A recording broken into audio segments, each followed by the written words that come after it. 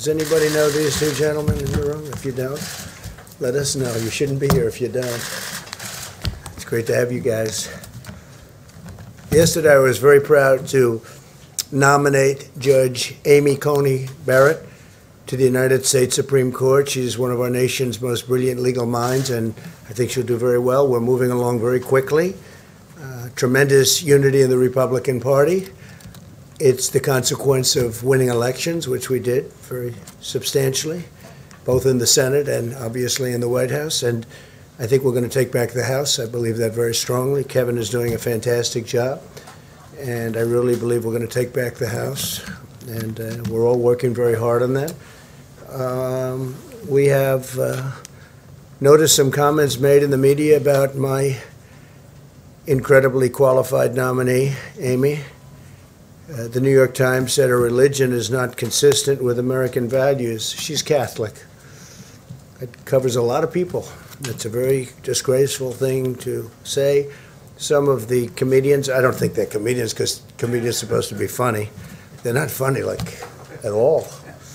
They're nasty, they're mean, and they think they're funny. And someday, hopefully it's in 5 years, but someday when I'm not here, they're going to be off television because their ratings, which aren't very good anyway, but their ratings are going to go down like you've never seen before. That includes a lot of others also. In fact, I'm sort of waiting for the New York Times and the Washington Post, ABC, CBS, NBC, CNN, MSDNC. I'm waiting for them to endorse me because if they don't, they're going to drop with a thud. Like, you know, it was supposed to have happened long ago, and then we won a race, and it was a great victory. And I think we've never had a more energized base. I don't think so. Nobody's ever seen anything like it. The rallies that we're having are incredible. We call them protests. They're friendly protests. We don't want to call them rallies, but the friendly protest rallies have been incredible. People, I don't think anybody's ever seen anything like it. And this is still long before an election. This isn't like the evening before. These are long before an election. The incredible crowd we had in Pennsylvania and Virginia, in every state, no matter where, North Carolina, Florida, no matter where we go, we're having crowds like nobody. I don't think anybody's ever gotten before, ever, not even close. There's a level of enthusiasm in Iowa today with the tractors, thousands of tractors in different states, the boats, thousands and thousands of boats, boaters for Trump, tractors for Trump, farmers for Trump. It's really been very nice to see the level of enthusiasm. I thought, though, on the religious situation with Amy, I thought we settled this 60 years ago with the election of John F. Kennedy. But seriously, they're going after her Catholicism. I will stand with her, fight with her, and we will make sure that these attacks stop because it's unprecedented. They're basically fighting a major religion in our country. This is incredible. Fighting any religion, fighting Catholicism is just incredible that they can be doing it. Are you Catholic, Rudy? 29 Supreme Court vacancies have occurred during an election year or before an inauguration. In every single instance, going back to George Washington, the president has performed his constitutional duty and nominated a justice. And in almost every one of these cases over the past 230 years, where the president and the Senate were the same party, the justice, as you know, that justice was confirmed. This is about 2 centuries, more than 2 centuries of precedent, and I think it'll continue. I think we're going to have, I think it's going to go quickly, actually, and again, I don't know if I've ever seen the Republican Party more unified. I think it was probably even more unified with the impeachment hoax, actually. When they did the impeachment hoax, I think that was, which really turned out to be a hoax, because now you look at what's happening with the FBI and Justice Department, if you look at all of those text messages, emails that were sent, we have been totally proven right. They spied in our campaign, and everybody knew it. Biden knew it, Obama knew it, everybody knew it. And the Lamestream media just, doesn't want to pick it up, although some have. I will say Catherine Herridge at CBS has done a fantastic job on it. We appreciate that. But this is a major scandal. This is a scandal the likes of which nobody's ever seen. This is actually the biggest political scandal in the history of our country. And with the exception of a few, I mean, they just don't want to write about it. You should write about that, Kelly, You should write about it. You should write about it. You should do something on CNN about it, because it's the biggest single scandal of our time, certainly the biggest political scandal perhaps in history. They spied on our campaign, and then they tried for a coup. That didn't work out too well. And it turned out that you read the text that came out over the last 3 days, it turned out that it was reversed. It was the DNC and the Democrats that were using Russia. And related or unrelated, Hunter Biden got $3.5 million from the wife of the mayor of Moscow. Why did he get $3.5 million? And then he got millions more than we thought from Ukraine, and he got millions more than we heard about from China.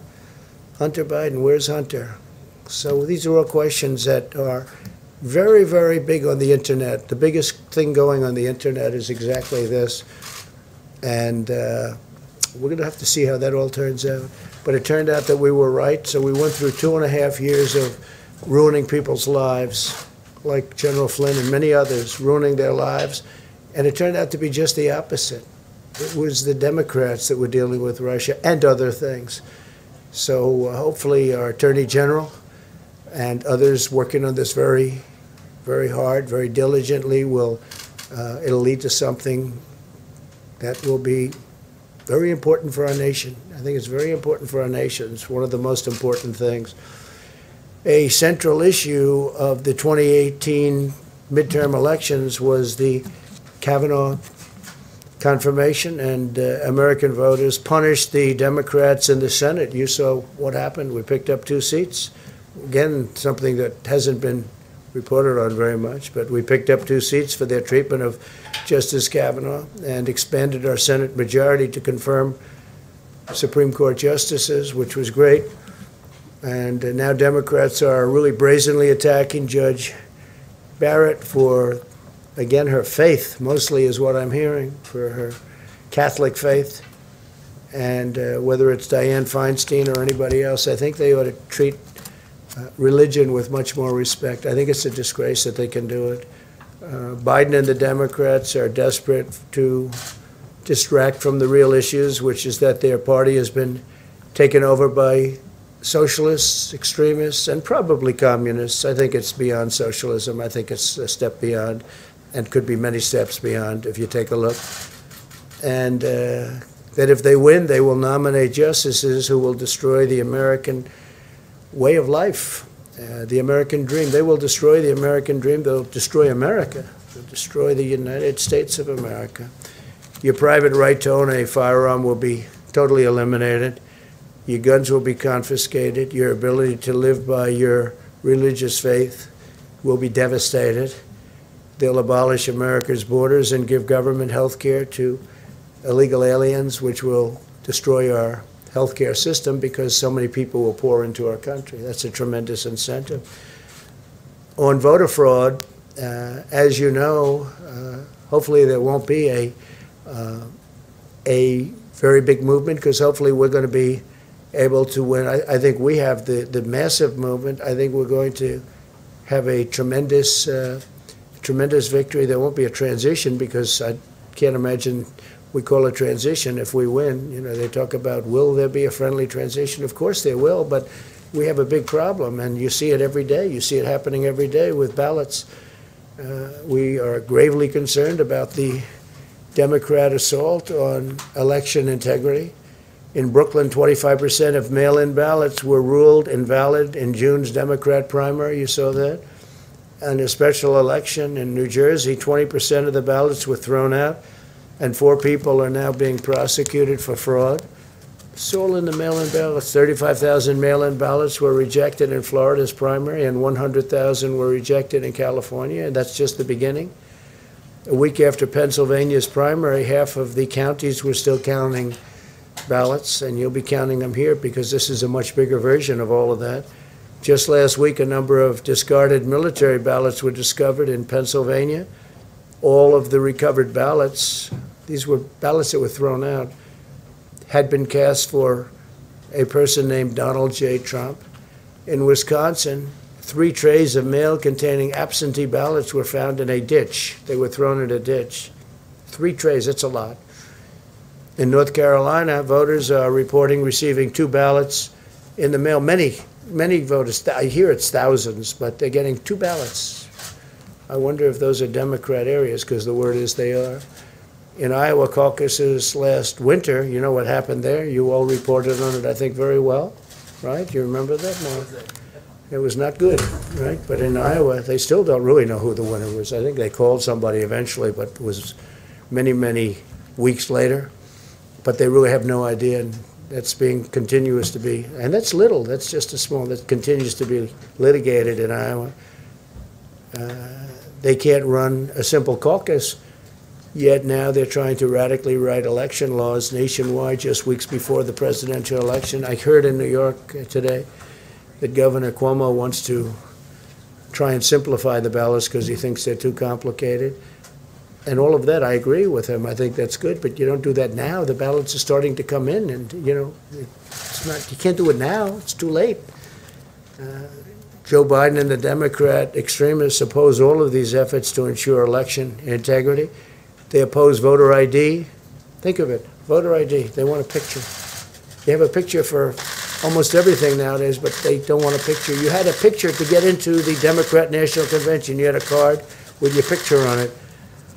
Did you know that, fellas? You have to get into the Democratic National Convention, you have a card and your picture is on it. But they don't want it for voting, which is our very sacred right. We want proof of citizenship, a social security number requirement. They don't want any of this to happen. And they want no signature verification. They don't want to have a verified signature. So they want none of the safety valves that you would have. Think of it. They oppose voter ID. They oppose proof of citizenship. They oppose a social security number and requirements for social security numbers as a safety valve. And they oppose even simple signature verifications. They don't want to have signature verification. They want to require all states to do mail-in balloting, right? I call it unsolicited. Some people call it universal. I think universal doesn't make sense because nobody understands why universal. It's unsolicited. They want unsolicited mail-in ballot. In other words, just send these ballots to whoever you can think of. We had a case, I guess, in New Jersey you were reading to me where somebody was sent 2 ballots and they had slightly, one was had a hyphen in it, the name, and the other one had a K. And they got 2 names in it, so I wonder if that person was a Democrat, probably was. And mailing of millions of ballots to people who never asked for them. So millions of people are going to be getting ballots who never asked for the ballots. They don't want the ballots, or maybe they want them, maybe they don't. Nobody knows, really. This is really a recipe for chaos. So when you look at what happened in Iowa, and again, that was run by very smart people. It was a very limited election. It was very small numbers we're talking about. Talking about doing that for the entire nation. And you could forget about November 3rd because you're going to be counting these things forever. And it's very dangerous for our country. So certainly transition, we all believe in transition. We believe not only in transition, but a very friendly. But when the ballots and when the system is rigged, which it is, obviously it is, and the only one that knows that better than me are the Democrats. And they go into closed rooms and they must laugh like hell at what's going on because these ballots are being found. And this is the beginning. I talk about it now at the rallies. All these people are watching. Eyes and ears, thousands and thousands, tens of thousands. But there's no justification for these extreme changes to the election law. And if you can go to the grocery store, you can have an ID with your picture on it to vote is so important. I mean, it's just so important. So a lot of things are going on. Very importantly, though, I think very, very, very importantly is when you do your reporting, I think you ought to report on the FBI scandal because it's one of the great scandals in the history of our country. And I think people want to hear about it. If you look at the internet, you'll see how people want to hear about it. And they all know about it. And it just makes the media look so bad. And there's so much reporting, I could go into it right now, but I'm not going to do that. But it would be a tremendous thing for the mainstream media to really start reporting. I think your ratings would go through the roof. I really do, because people really are tired of this fake stuff where you don't even talk about it. And the biggest scandal, certainly the biggest political scandal in the history of our country, by far, bigger than Watergate, much bigger than Watergate, and they try and avoid it as much as possible. It's getting very hard to avoid.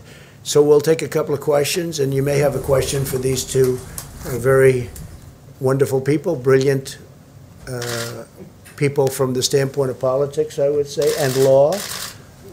And if you have anything for Kaylee, we'd love to do that. Go ahead, please. Phil? Thanks, sir.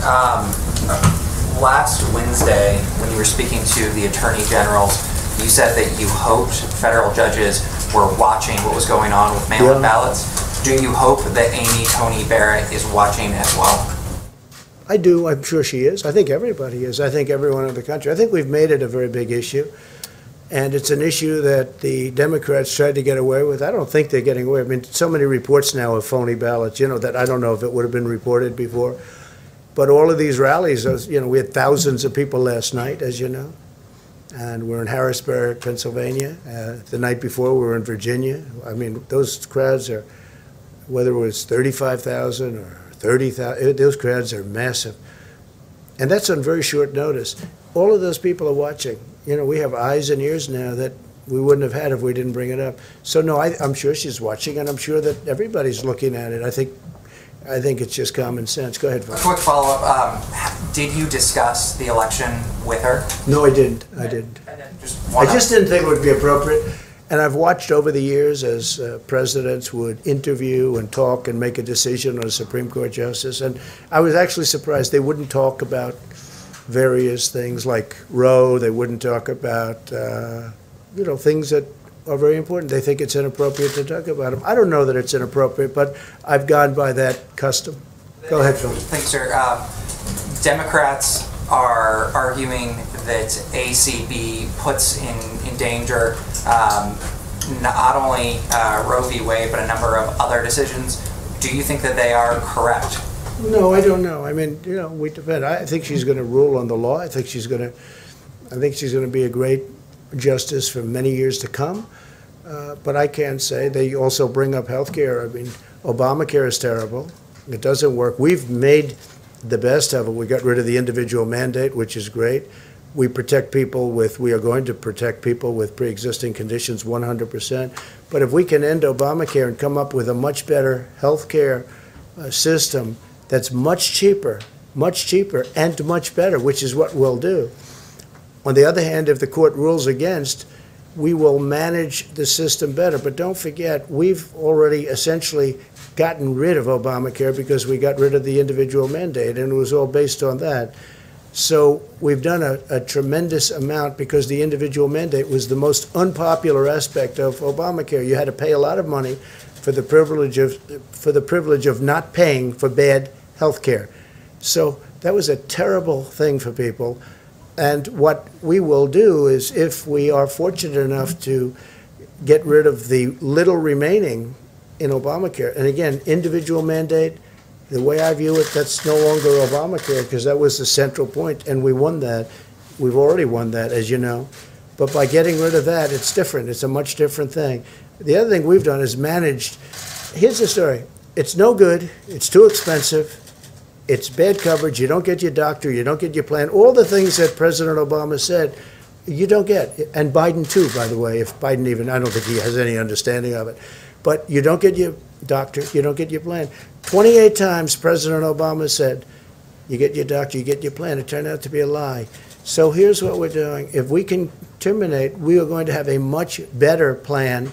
And you will have your doctor, you will have your plan, you'll have a lot of things that you don't get with Obamacare. Yeah.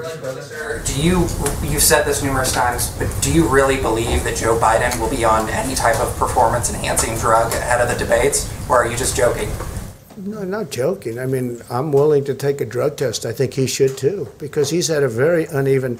I watched him with some of when he was with, debating Pocahontas and Harris, who treated him so badly. But I watched him, and he was out of it, right? And then I watched him against Bernie Sanders, and he was okay. I mean, he wasn't great, but he wasn't terrible. He was okay. A far cry from the way you know what I'm saying. I mean, if you look at some of those debates, I said there's no way he can continue. He can't continue. Then all of a sudden he debated crazy Bernie Sanders, and you know what? The truth is he was okay. And I said, how did he go from there with those horrible performances to where he was okay? And I always joke, but it is true. He was no Winston Churchill in debating, but he was fine. And people say he was on performance-enhancing drugs. A lot of people have said that. A lot of people have written that. So well, take a look at it. Take a look. Why don't you just check it? You can check out the internet. You'll see plenty of people say it. And whether he is or not doesn't matter. But I would love to take a test, and he can take a test too. Mr. President. Mark, go ahead, please. Yeah, so we'll start with debate. Obviously, it is coming up. How are you preparing? Is somebody playing Joe Biden in the debate with you? Are you doing debate prep at all? Yeah, we are. We're doing it. These two gentlemen have been helping. Kaylee's there. Who plays Biden for you? I mean, I would say maybe a combination of these two, and either one of them is about 5 times smarter than Sleepy Joe. But we had a little debate prep before we came here. I think this whole thing, though, is debate prep. What I do is debate prep every day. I'm taking questions from you people all the time. I mean, I've taken a lot of questions from you over the last number of years, and he doesn't. I watched the way he was treated on MSDNC on Friday. I guess he did it live, and it was disgraceful. It was an embarrassment. I know her, and she's a pretty tough reporter. The way she was helping him along with us, it was so obvious what was going on. She was helping him. She was giving him a question and then helping him to answer the question. I know her very well. She doesn't do that. It was embarrassing, and people don't talk about it. I mean, play some of those clips, play some of those answers, the answers where he wasn't able to give an answer, and she's pushing him. She's pushing him. They never do that with me, I can tell you, but I don't have the kind of problems he has. How many hours would you say you've spent on I debate don't prep? know, a little time. I mean, not a lot. More or less than 16. I'm running a country. I don't have the luxury. I watched other people over the years. I watched one sort of fairly recently, not too long ago, go into a cabin, lock himself into a cabin, and he came out and he wasn't very effective. He had so many things going on. Sometimes you can go too much in that stuff. Sometimes you can go too much. I mean, look, I've never debated before, but then I debated a lot 4 years ago. And if you look at the polls, those polls that come out, hundreds of thousands of people in Time Magazine and all of the different polls, I think there's about 7 or 8 of them. According to those polls, I won every debate, every single debate. In the primaries, and then when I debated Crooked Hillary, I won every debate. I mean, this isn't me saying, I felt I did, but this isn't me saying, this is the polls. You had Time Magazine poll, you had this, that, and I guess they take them off the internet or they get phone calls or something. But according to that, I won every debate. And I felt I did.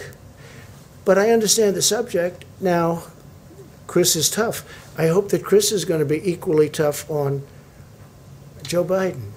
But I watched the young lady who I won't say her name, but it was embarrassing the way she was getting him along. So I just asked a question about drugs. I think it's something that would be appropriate because you can't have a president that needs that kind of help. One question. If you do have a president that needs that kind of help, when you've got to deal with Putin and you've got to deal with President Xi of China and you have to deal with Kim Jong-un, and by the way, do you notice there's no war going on with North Korea, which everyone thought would be in about 1 week after I came to be president. They thought it was going to happen immediately. No war.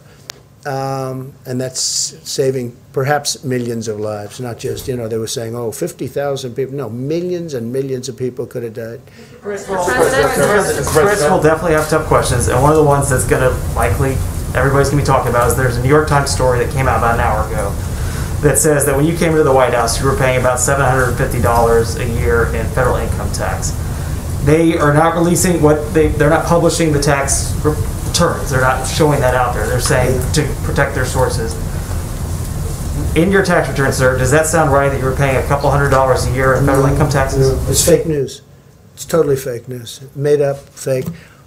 We went through the same stories. You could have asked me the same questions 4 years ago. I had to litigate this and talk about it. Totally fake news. No, actually, I paid tax. And you'll see that as soon as my tax returns. It's under audit. They've been under audit for a long time. The IRS does not treat me well. They treat me like the Tea Party, like they treated the Tea Party. They don't treat me well. They treat me very badly. You have people in the IRS, they treat me very, very badly. But they're under audit. And when they're not, I would be proud to show you. But that's just fake news. The New York Times tried it. The same thing. They want to create a little bit of a story, a little bit of. They're doing anything they can. Not only that's the least of it. I mean, the stories that I read are so fake. They're so phony. Did they tell you this was going to come out today? No, I didn't know anything about it. Mr. President. I think somebody said they were going to do a negative. They always do. They only do negative stories. I don't think I used to get good stories in the New York Times when I ran for office, and I happened to be conservative Republican. I don't think we've had a good story. They predicted my loss 4 years ago. They then apologized for their bad reporting. Then they predicted the FBI and all of these things. That's now proven to be a hoax, a complete hoax. They got Pulitzer Prizes along with the Washington Post. They should give all those Pulitzer Prizes back because everything was wrong. I mean, it was so bad. Their reporting was so bad, they were wrong. It was exactly the opposite. Now, there are people that should get Pulitzer Prizes. Solomon, Carter. They're not in the business of Pulitzer Prizes, but Sean Hannity got it right. Lou Dobbs got it right. Laura got it right. Many people Tucker got it right. There were many people that got it right. I don't know what they get other than a great salary and great ratings. I mean, I don't know what they get. Federal tax in 2016. Thank you, sir. Jordan, go ahead. Yes, thank you. On the New York Times story, though, you have to understand that when Americans read that you may have paid only a few $100s in federal income tax per year, that seems very low for someone who's a billionaire. So how much? Well, basically, they're saying I paid nothing. Can you give people an idea of how much you actually are paying? Yeah, basically, well, first of all, I paid a lot, and I paid a lot of state income taxes, too. The New York State charges a lot, and I paid a lot of money in state. It'll all be revealed. It's going to come out. But after the auditors, they're doing their assessment. We've been negotiating for a long time. Things get settled, like in the IRS. But right now, when you're under audit, you don't do it. You don't do that. So we're under audit, but the story is a total fake. And all of their stories. This one, we had the same exact questions, usually asked by the same people, and that took place 4 years ago. You remember, this was so well litigated. It's incredible. If you look at the filings I think I have 108 pages of filings for all these different companies that do very well, obviously, because the filings, and nobody talks about that. You'll learn much more if you look at those filings, and we have to file every single year. But you'll learn much more if you look at those filings. Those filings are very complete. They're very big. They're very powerful. They're very accurate. And those are the filings that you'll learn much more. And when it's done, but when you're under audit, you just don't release them. And again, they treat me very. Tell us what you paid in federal tax. I didn't call on you. I'm talking to him. You should be more respectful of this gentleman. You're very rude to him. But I will tell you that I look forward to releasing that. I look forward to releasing many things. I'm going to release many things, and people will be really shocked. But the New York Times has been doing fake story after fake story. I've never seen anything like it. And people understand it. And that's why the media has such a low approval rating now because of what they've done. It's really a shame. Yeah, go on the back. Yeah, thank you, Mr. President. 2 questions. If you have any questions for these two gentlemen. Well, that's what I was going to ask both you and Governor Christie and Mayor Giuliani. your two guests are practicing Catholics. You've talked about possible bias against Judge Barrett's religion. Only two Catholic bishops have come out to say the same thing you have.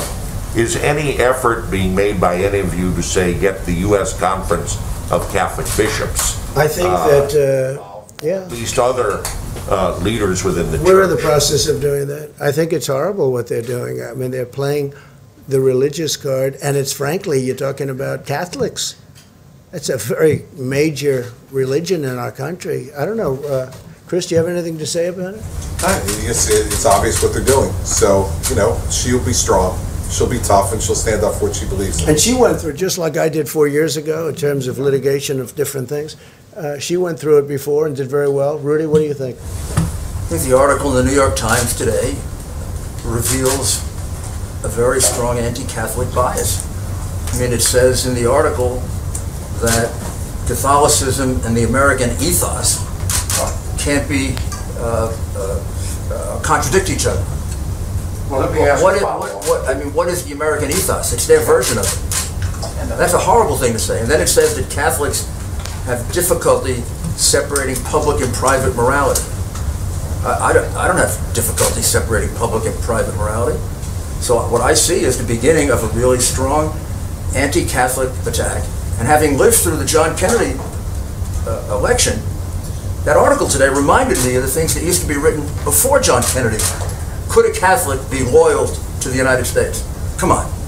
Well, having said That's that, exactly what Feinstein raised when she made that awful remark to the judge. well, let me repeat my question again. Why are only two bishops within the church speaking out, and will you make an effort to get the U.S. Oh, I Conference? think they'll come out very strong. This is day one. I mean, we've just started this. This is absolutely day one. And, you know, I mean, they're going to be coming out very strong. The Catholic Church is very well united on this. They are so thrilled that Amy was chosen. They are so thrilled. Oh, they'll be, you know, again, it's been 24 hours, okay, so it's been a very short period of time, but they're going to come out very strong. Yeah, please, go ahead. OAN. Christina Bob from OAN, thank you for the briefing. You spoke earlier about some of the subjects that Joe Biden has been refusing to answer questions on, specifically Hunter Biden, his involvement with Russia, Ukraine, even China. Incredible. And then the Obamagate. And the press doesn't ask those questions. It's incredible. I'm wondering, the debate is coming up this week. Do you anticipate Joe Biden being held to task, and will he be able to answer those questions at the debate? I don't know. I mean, we're going to find out because a lot of things are going to come up in the debate. That may be one. I mean, the son didn't have a job. He had some big difficulties, and then all of a sudden he's making millions of dollars as soon as his father becomes vice president. No, I think that'll come up. I don't think Joe can answer it, frankly. I think there's only one reason he made all that money. And then you have to say, what about Joe's involvement? And why did Joe not give the $1 billion over to Ukraine, as an example, until such time as they let go of a prosecutor that was investigating the company that his son was involved with? I mean, there's some bad questions. I don't think they have answers. And if we had a media that was fair, even just reasonable, this would be the biggest story for years and years and years. Then you'd really be entitled to real Pulitzer Prizes, not the fake committee that gives you these fake awards.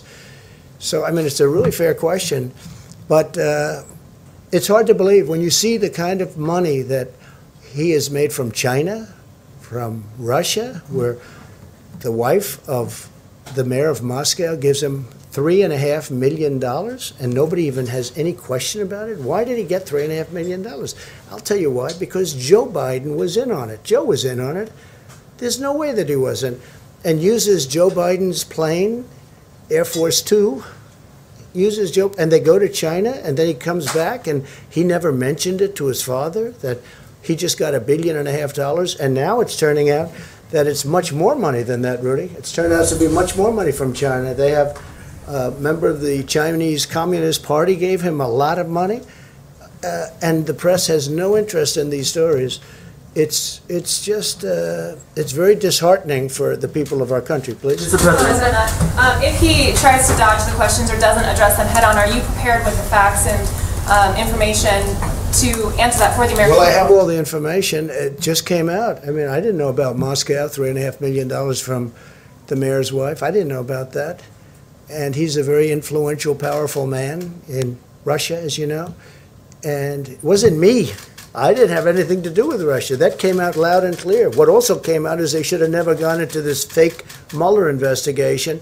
And it also came out that the 31 phones that were wiped clean shouldn't have been wiped clean, and that's a criminal act.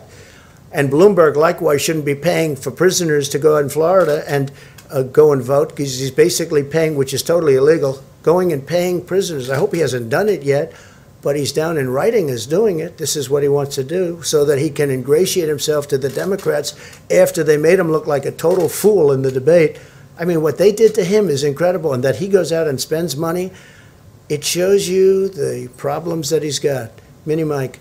But for him to go out and buy votes, because that's, I don't know, you're a very good lawyer.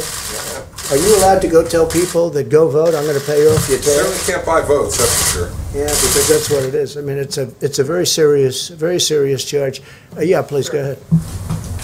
Mr. President, if the Fine, election... I was talking to you, yeah. Thank you, Mr. President. You know that there has been... Could you, we have a little more time. Yeah. Good, thank you.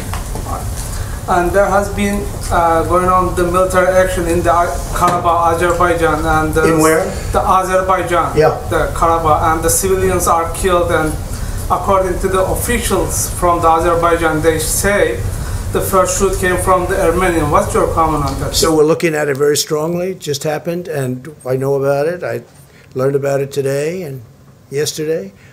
And we're looking at it very strongly. We have a lot of good relationships in that area. We'll see if we can stop it. Okay? Thank you very much, everybody. Mr. President, in 10 of the previous 15 years before the 2016 elections, you paid $0 in income tax. You dispute Is that appropriate? $750, Mr. President?